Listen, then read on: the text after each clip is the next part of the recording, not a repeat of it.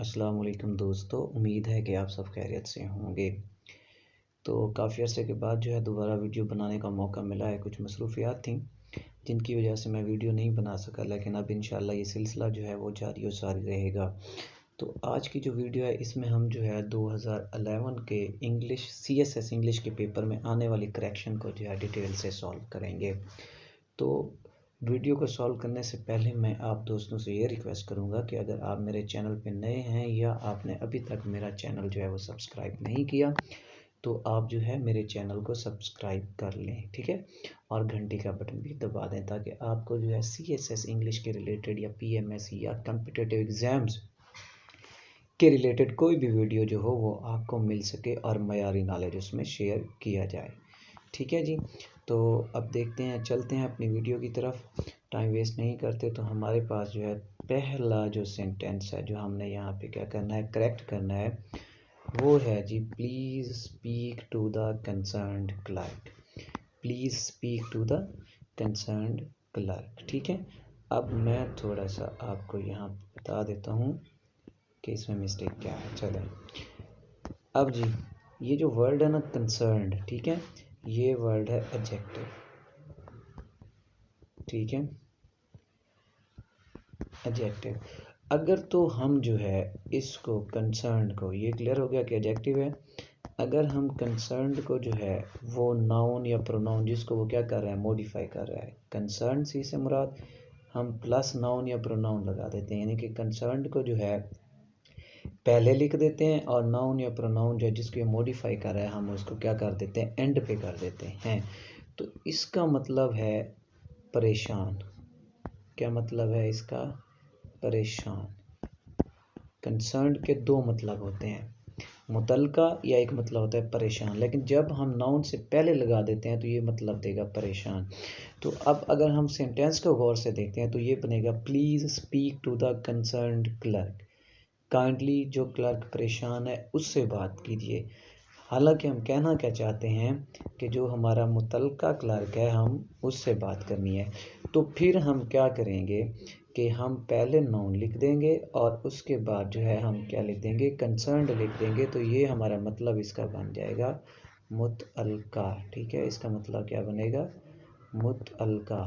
तो ये कंसर्न जो है हम इसको कहाँ पे ले आएंगे, बाद में ले आएंगे। तो ये फिर हमारा सेंटेंस जो है क्या हो जाएगा, ठीक हो जाएगा। चलें, आप इसको रीज़न आपने समझ लिया है, अब इसको जो है हम करेक्ट कर देते हैं। तो जी कंसर्न्ड जो है यहाँ से आप काट दें, आगे इसके लिख दें, या ऐसे कर देता हूँ कि कंसर्न्ड को आप यहाँ पे लिख दें, ठीक है। तो सेंटेंस हमारा बनेगा please speak to the clerk concern. तो इस तरह हमारा सेंटेंस जो है वो करेक्ट हो जाएगा, ठीक हो गया जी। तो ये था हमारा पहला सेंटेंस। अब नेक्स्ट सेंटेंस की तरफ चलते हैं। तो ये सेंटेंस है you have got time to short for that. You have got time to short for that. अब देखें जी, अब मैं आपको रीज़न से इसकी समझा देता हूँ कि ये गलत क्या है। इस वर्ड को देखें, टू, हमेशा याद रखिएगा ये टू जो होता है इसका मतलब होता है बहुत ज़्यादा, ठीक है। इसका मतलब क्या होता है, बहुत ज़्यादा, ठीक है। लेकिन ये यूज़ कब होता है, जब सेंस हमने नेगेटिव देनी हो, यानी कि आगे हमने क्या करनी हो, निगेशन रिमाइंड करनी हो। मतलब तुम इतनी ज़्यादा लेट हो गए हो, तुम बहुत ज़्यादा लेट हो गए हो कि तुम ये नहीं कर सकते, ठीक है। तो जब इस तरह का सेंटेंस आता है बहुत ज़्यादा नेगेशन में, ठीक है, तो अब कुछ चीज़ें आप समझ लें। टू के बाद हमने जो होता है ना, इस टू के बाद हमने +2 लगाना होता है। क्या लगाना होता है, 2 + 2 का कम्बिनेशन होता है। और ये याद रखिएगा कि जब ये कम्बिनेशन आएगा तो इस 2 के बाद जो है ना कोई एक्शन ज़रूर होगा। क्या होगा, एक्शन ज़रूर होगा। अगर तो एक्शन नहीं है तो फिर ये 2 भी नहीं लगाना चाहिए हमें, ठीक है। हमें इससे परहेज़ करना चाहिए। अगर ये 2 लगाएंगे तो फिर एक्शन ज़रूर होगा। अब इसी सेंटेंस को हम इस रूल से पहले क्या कर लेते हैं, करेक्ट कर देते हैं। तो हम देखते हैं you have got time to short, तो इसको आप काट दें, आप लिखते हैं टू डू दैट, क्योंकि हमने क्या पढ़ा है कि 2 प्लस कोई ना कोई एक्शन, यानी कि आसान लफ्ज़ों में मैं आपको बताऊं वर्ब। ठीक है, अब ये 2 हमने लगाया तो उसके बाद ये एक्शन या वर्ब भी हमने लगाया, तो इस तरह हमारा सेंटेंस क्या हो जाएगा, करेक्ट हो जाएगा। दूसरा तरीका ये है कि हम जो है ना इसको, जैसे मैंने कहा निगेशन में लिखते हैं, तो अगर हम इसको निगेशन में नहीं लिखना चाहते, ठीक है, तो अगर हम इसको पॉजिटिव ही रखना चाहते हैं तो फिर 2 की जगह पे हम क्या लगा देते हैं, वेरी लिख देते हैं। क्या लिख देते हैं, वेरी। तो हमारा सेंटेंस बनेगा you have got time very short for that. तो इस तरह भी हमारा सेंटेंस क्या है, करेक्ट है। तो ये 2 तरीक़ों से आप इस सेंटेंस को करेक्ट कर सकते हो। नेक्स्ट पे चलते हैं जी। हमारा नेक्स्ट सेंटेंस है not only he was a thief but he was also a murderer. ठीक है, तो देखें जी, इसको ज़रा गौर से हम देखते हैं। हमारे पास क्या होता है, हमारे पास जो है नॉट ओनली प्लस हम क्या लगाते होते हैं, बट आल्सो क्या लिखते होते हैं। हमारे पास कम्बिनेशन क्या होता है, कम्बिनेशन है हमारे पास not only plus but also, not only plus but also. यहाँ पे हमारे पास दोनों आए हुए हैं, ये बट आ गया, ये आल्सो आ गया, आए हुए हैं। लेकिन अब मसला क्या है हमारे पास, मसला ये है कि इसकी जो सेटिंग है वो क्या होगी, इसकी सेटिंग कहाँ पे होनी है, ये हमारे पास जो है ना ये मिस्टेक है। तो इसको हम सेटिंग को ज़रा देखते हैं। पहले आप समझ लें कि सेटिंग क्या है। देखिए, अगर जो है वो हमारे पास है नॉट ओनली, ठीक है। अब इस सेंटेंस की ये याद रखिएगा, 2 हिस्से होंगे जब नॉट ओनली और बट आल्सो का इस्तेमाल होता है। नॉट ओनली प्लस क्या है हमारे पास, नाउन है या क्या है, प्रोनाउन है, वर्ब है, कुछ भी है। तो जो इसका अगला हिस्सा होगा बट आल्सो, ठीक है, तो बट आल्सो के भी बाद क्या आना चाहिए, वही नाउन, प्रोनाउन, वर्ब, एडवर्ब जो भी है। यानी कि जो नॉट ओनली के बाद आएगा वही चीज़ जो है बट आल्सो के बाद होगी। ठीक है, तो अब ये देखते हैं, अब हम यहाँ पे जो है ना ज़रा इसको देख लेते हैं। ये जो सेंटेंस हमारे पास है, क्या इस पे ये चीज़ मौजूद है। अब देखें, नॉट ओनली प्लस क्या आया हुआ है, प्रोनाउन। नॉट ओनली प्लस देखें, बट के बाद तो आ गया प्रोनाउन, आल्सो के बाद क्या है, नाउन आया हुआ है, या आप इसको कह सकते हैं नाउन फ्रेज आया हुआ है। हालांकि हमें चाहिए कहाँ पे, आल्सो के बाद कहाँ चाहिए, क्योंकि हमारा जो वर्ड है वो कहाँ पे एंडिंग होगा, कम्बिनेशन का। तो आल्सो के बाद भी हमें क्या चाहिए था, प्रोनाउन चाहिए था। ठीक है, तो अब इसको करेक्ट करने का तरीका ये है कि हम, अब इसके भी 2 तरीके हैं। ठीक है, अब देखें, जब आप सेंटेंस क्या कर देते हो, नॉट ओनली से शुरू कर देते हो। ठीक है, सेंटेंस किससे शुरू करते हो, नॉट ओनली से। तो अब आपको क्या करेंगे, नॉट ओनली लिखना है, तो आप he was a thief but he was also a murderer. ठीक है, तो अब इसको क्या कर देते हैं हम इसको ऐसे कर देते हैं, not only he was a thief but he was he was also a murderer. तो हम बट आल्सो को जो है इसके करीब ले आते हैं। ठीक है, हम लिखते हैं not only he was a thief but also he was a murderer, but also he was a murderer. ठीक है, अब दूसरा तरीका, पहला तरीका ये, अब नॉट ओनली के बाद क्या आ रहा है, प्रोनाउन आ रहा है, और आल्सो के बाद भी यहाँ पे अगर हम आल्सो को यहाँ ले आते हैं तो इसके बाद भी क्या आ रहा है, प्रोनाउन हो रहा है। तो हमारा सेंटेंस क्या हो जाएगा, करेक्ट हो जाएगा। एक और तरीके से देख लेते हैं। ही, आप जो है ना वो क्या कर देते हैं, नॉट ओनली से सेंटेंस शुरू नहीं करते, फिर आप करते हैं ही वाज। ठीक है, यहाँ पे आप लिख देते हैं नॉट ओनली, ही वाज, ये सॉरी, वाज के बाद आप क्या लिख देते हैं, he was not only, he was not only a thief. अब देखिए आप, अब क्या है कि नॉट ओनली के बाद क्या आ रहा है, नाउन फ्रेज आ रही है, बट ही वाज आल्सो। अब आल्सो के बाद देखें क्या आ रहा है, नाउन फ्रेज आ रहा है कि नहीं आ रहा, मर्डरर। तो इस तरह से भी आपका सेंटेंस क्या हो जाएगा, करेक्ट हो जाएगा। तो दोनों तरीक़ों से आप जो है ना अपने सेंटेंस को करेक्ट कर सकते हैं, ये जो दोनों तरीके मैंने बताए हैं। ठीक है, अब नेक्स्ट पे चलते हैं जी। अगला सेंटेंस है हमारे पास, they thought that the plan would be succeeded. अब ये कॉमन सी मिस्टेक है, they thought that the plan would be succeeded.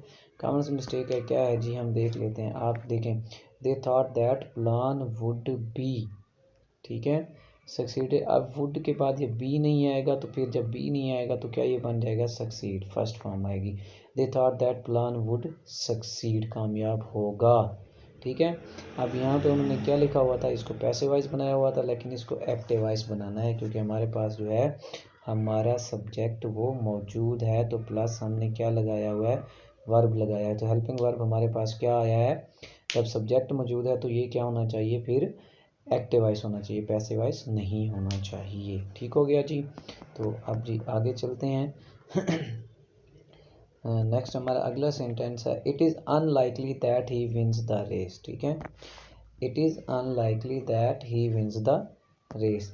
अब देखें जी सवाल ये है कि अब सेंटेंस देखें तो सही आ रहा है, ही के बाद विंस आ रहा है फर्स्ट फॉर्म, लेकिन याद रखिएगा जहाँ कहीं पे भी अनलाइकली आ जाता है, क्या आ जाता है, अनलाइकली, तो उसके बाद जो दैट से फ्रेज शुरू हो रही होती है, दैट से फ्रेज आप क्या लिख देते हैं, मैं लिख देता हूँ जी अनलाइकली, ठीक है, अनलाइकली प्लस क्या आ रहा है, अनलाइकली प्लस आ रहा है हमारे पास दैट।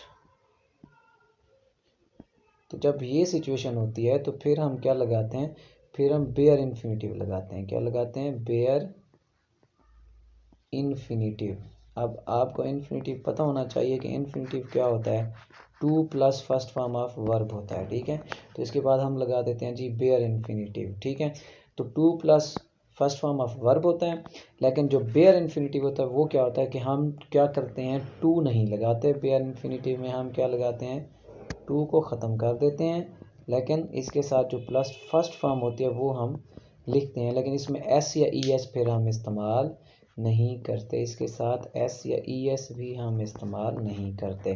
तो इस तरह से जो है हमारे सेंटेंस की फिर करेक्शन जो आप करेंगे, वो करेक्शन कैसे होगी, वो करेक्शन ऐसे होगी, ठीक है, कि इट इज़ अनलाइकली दैट ही, ये इसको मिटा दें, विन द रेस, एस को मिटा दें, it is unlikely that he win the race. देखें वही क्या आया है हमारे पास, अनलाइकली आ गया है, दैट फ्रेज आ गई है, तो हमने बेयर इन्फिनिटिव में क्या है, टू ख़त्म कर देंगे, हमने यहाँ पे आना तो टू चाहिए था, लेकिन हमने इसको क्या कर दिया, ख़त्म कर दिया इस टू को। तो उसके बाद फर्स्ट फॉर्म लगाई है, एस ए एस का कोई चक्कर नहीं है, तो इसलिए हमने यहाँ पे क्या है, एस ए एस को ख़त्म कर दिया है, ठीक है जी।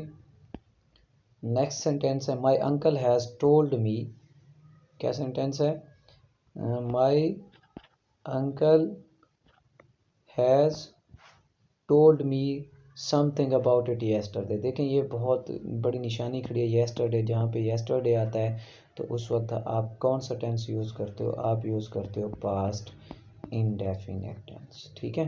तो अब आप इसको काट दें, माई अंकल हैज़ को काट दें, my uncle told me something about it yesterday, तो आपका सेंटेंस क्या हो जाएगा, करेक्ट हो जाएगा, ठीक है जी। नेक्स्ट सेंटेंस की तरफ चलते हैं।